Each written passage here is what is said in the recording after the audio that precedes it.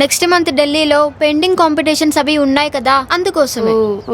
నీలో చాలా ముందు జాగ్రత్తలు ఉన్నాయి. నిలబడి కాళ్ళు అవుతున్నాయి. వెళ్దాం పదండే. హాయ్, షాపింగ్ అయిపోయిందా? మీరు హలో, మనకు తెలుసు. ఎప్పుడు చూడలేదు నేను ఇతన్ని, నీకెలా తెలుసా? ఏంటి తెలిసేది? ఎవరేం చెప్పినా నమ్మటమేనా?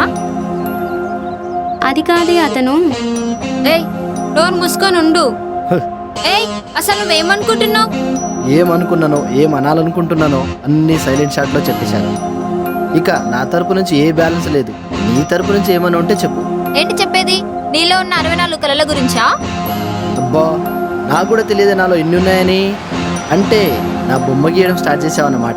ఓకే. హలో, నీ తెలివితేటలు ఎవరి దగ్గరైనా వాడు, తన దగ్గర కాదు. అబ్బో, నీలాంటి వాళ్ళని నలుగురిని లోపలేయించింది ఈ టీజింగ్ కేసు పెట్టి. కామ్గా వెళ్ళండి, మీ ఫ్యూచర్ బాగుంటుంది. అబ్బా, ఏం వార్నింగ్ అండి, అదిరింది. అయినా ఇక్కడ మీకు విషయం అర్థం కావట్లేదు.